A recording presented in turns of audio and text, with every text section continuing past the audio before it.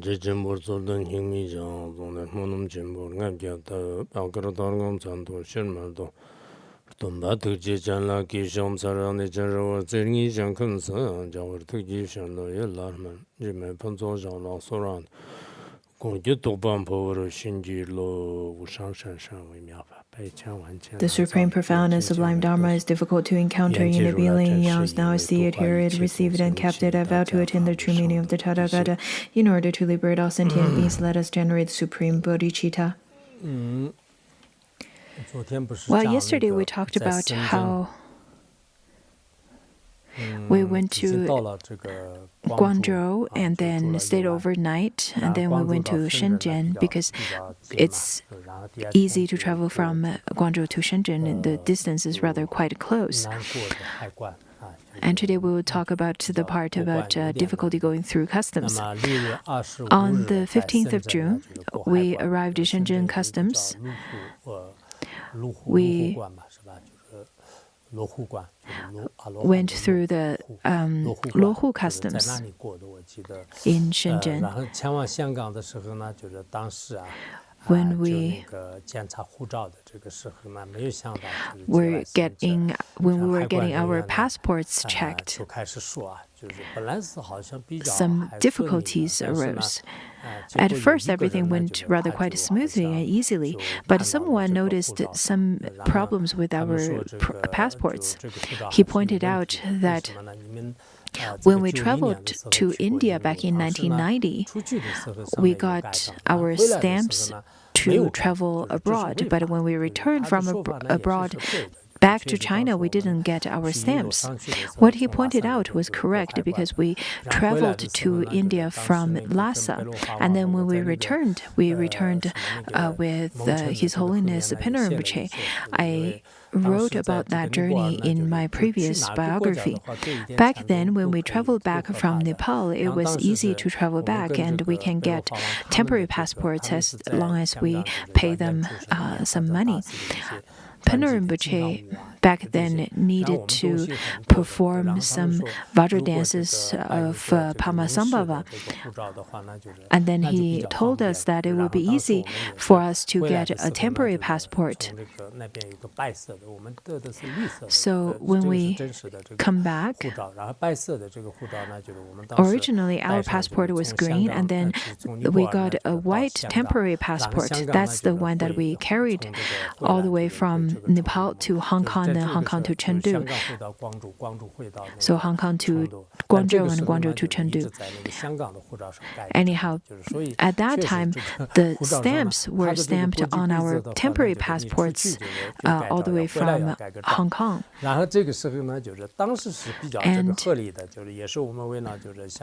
back at that time, that was a rather very common practice, because we wanted to ship back some of the Buddha statues that we purchased abroad.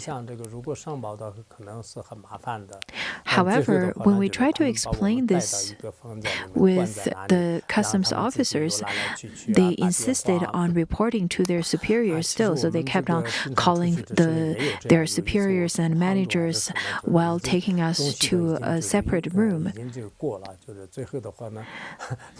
It happened to me again later, much later, when I wanted to travel from Hangzhou. When I arrived at Hangzhou, my luggage had already flew to other country, but I couldn't get across the borders. Anyhow, when we were all locked up in a room, Phuntsok Rinpoche was sitting on a high chair, on a rather tall chair. And all of us requested Phuntsok Rinpoche to grant blessings so that the problems would, we can overcome this problematic situation. And Phuntsok Rinpoche said that when we were in Bhutan, to Marpa, the protector, had promised that at the at times when you have problems, you can call me and I would come right away. So Phuntsok Rinpoche thought about that promise given by Termapa. So he started to supplicate to Pamasambhava, King Gesar, and the protectors. We noticed that Phuntsok Rinpoche was chanting silently and staring into the space in front. After a little while, the customs officer came back, and his attitude had a big turnaround. He said that, well, your situation is complicated, but we still will let you go through the borders. Within this whole process of going through the customs, I really feel that the blessings of Phuntsok Rinpoche, of the protectors, are really great, that influenced such person or influenced a situation where it had a great turnaround. Because sometimes I would contemplate that if we cannot go abroad this time, it would be difficult. And the customs officer was rather very stern and very stubborn about keeping us in the room and not letting us to go. However, after the chanting, after Phuntsok Rinpoche grand blessings, everything just changed. After we smoothly crossed the borders, we then arrived in Hong Kong and we stayed overnight at the Poi Center of Parinirvana again. On the second morning, Phuntsok Rinpoche asked me to write down the supplication that he recited at the time of crossing borders. He said that on the border between Shenzhen and Hong Kong, I felt a little worried when it came to checking the passports. Then, in my pure meditative experience, I had a vision of Virgin Pamasambhava, the legendary King Gesar, and accompanied by the Dhammapala Termapa. Witnessing them, I prayed in such a way. Well, we had no idea that Phuntsok Rinpoche had the protectors in his pure vision. The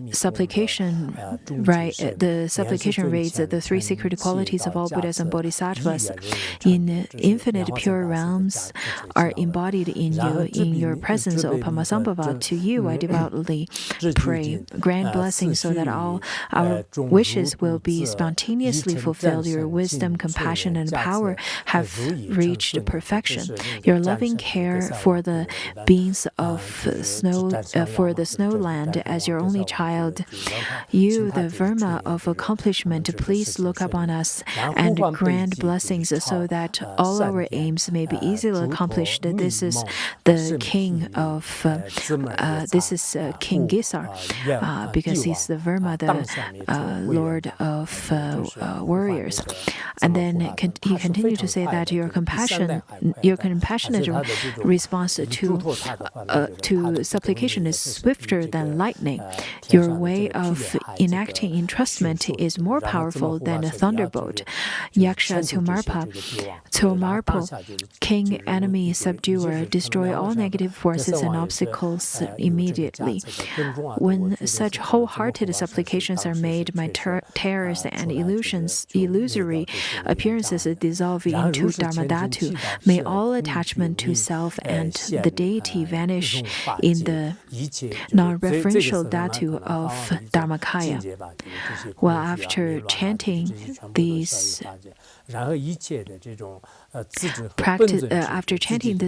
supplication, Phuntsok Rinpoche stated that all the terrors and illusory appearances dissolve into Dharmadhatu. And then at the end of this supplication says, Ngawang Lodru Tsokme wrote down this prayer, the residents of Drupwang, Pema Norbu, which is Pema Rinpoche, in the morning of the following day. When we were in Hong Kong, Khenpo Namdro gave me this yellow shirt shirt and a donka. He said that it was brought back from India. The quality of this cloth is really good. I've been wearing this for 30 years, and I had this I was wearing this,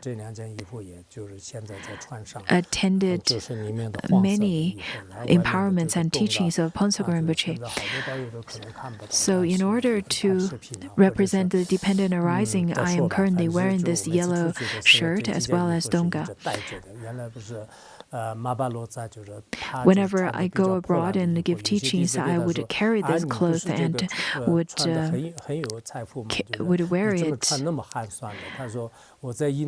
Marpa Lotsawa, when he wears some of those really old clothes, some of the disciples would say that, well, I thought you have lots of wealth, so why do you wear such old and beaten up clothes? He said that at times of requesting Dharma teachings and receiving Dharma teachings in India, Narupa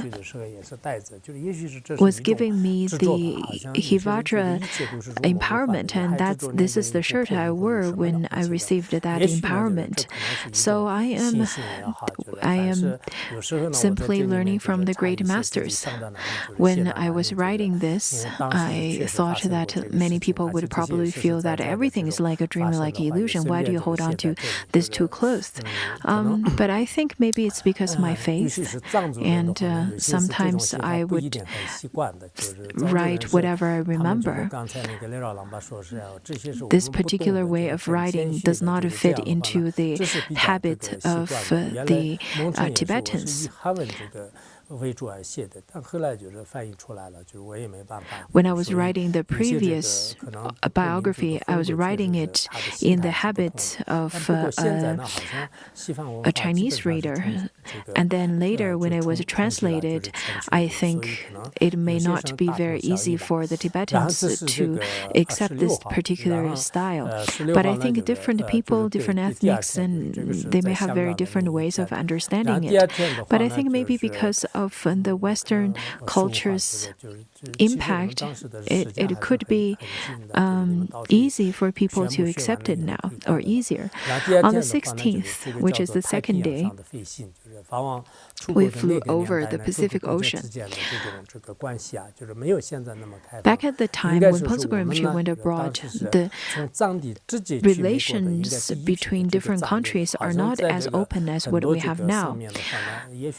I think Phuntsok Rinpoche and we were probably the first group of Tibetans from Tibet to travel abroad and give Dharma teachings.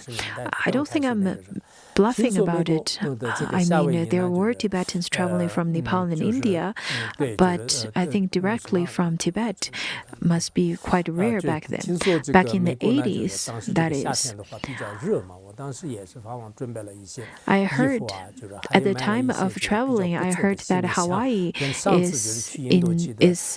it was summertime in Hawaii and it was really hot.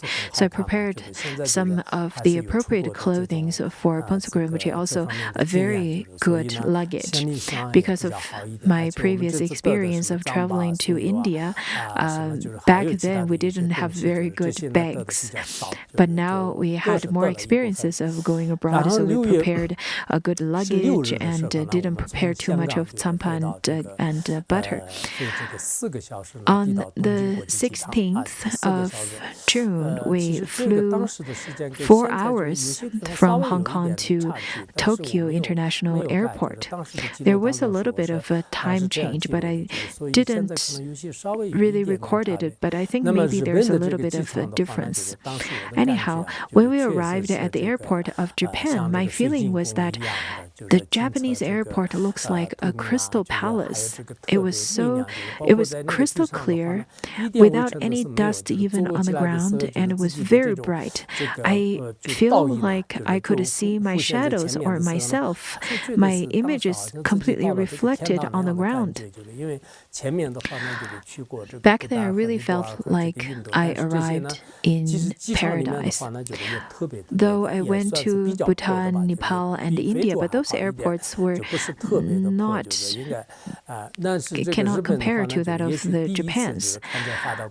The airport was not as bad as some of the African countries now, but still compared to Japan, it was very different.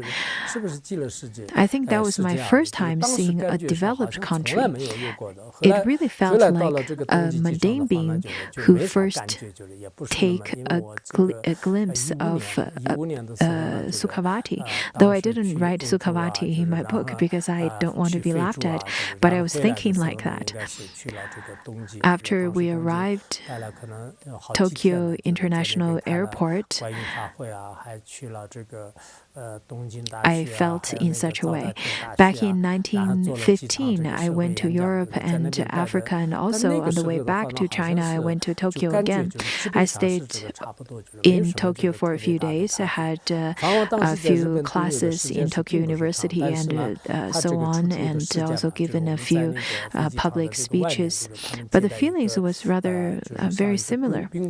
Phuntsok Rinpoche didn't stay very long in Japan, and we stayed at a hotel right outside of the airport. There were a few people who studied Tibetan Vajrayana, the Eastern Vajrayana, and so on. Phuntsok Rinpoche gave them some teachings on wisdom and compassion, and specifically spoke about Buddhism and science.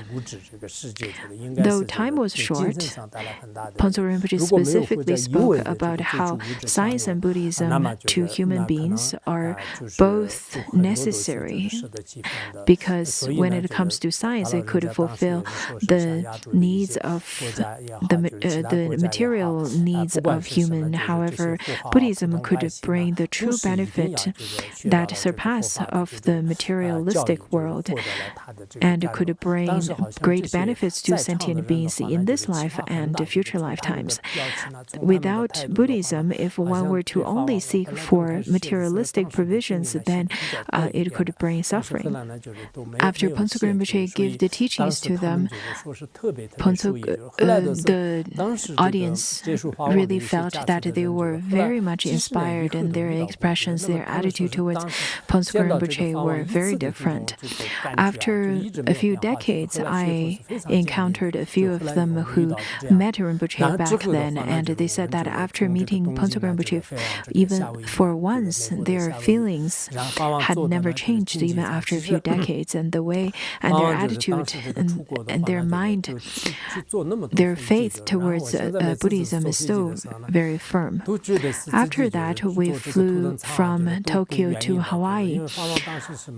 Phuntsok Rinpoche took the economy seats, or economy flight to Hawaii.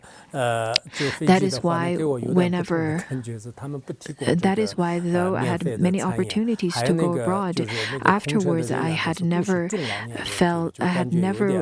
wanted to take the business class, because even Phuntsok Rinpoche had never took the business class for once when he was traveling. For whatever reason back then, when we were flying on the American flight, we didn't get any food, any meals, and the air hostess, all of those servers on the air flights were all middle-aged, which were different than the Chinese flight back then. Phuntsok Rinpoche needed to take some medication back then and needed hot water. So back then, the first English word that I learned by myself was hot water. So I finally was able to use that, and I really felt quite successful. When we were flying over the Pacific Ocean, at first, it really felt really beautiful,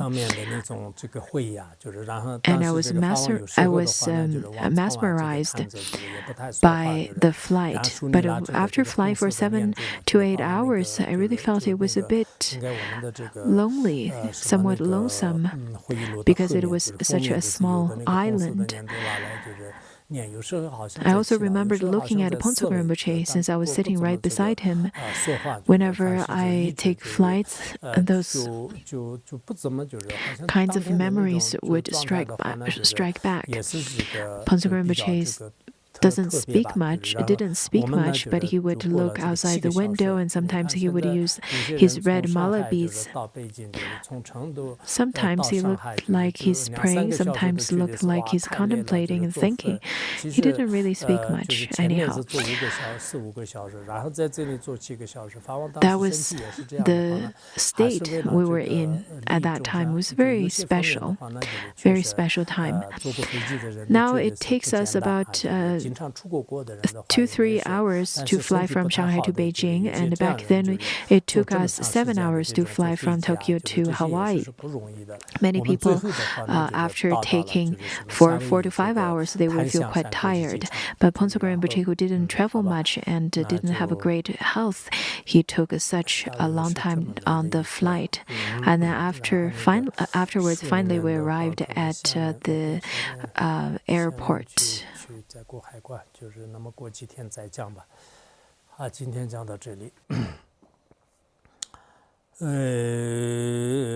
所能得一谈之走八年，托那尼别占那盘些，今个南极热龙出白，这本做来着哇，着的修。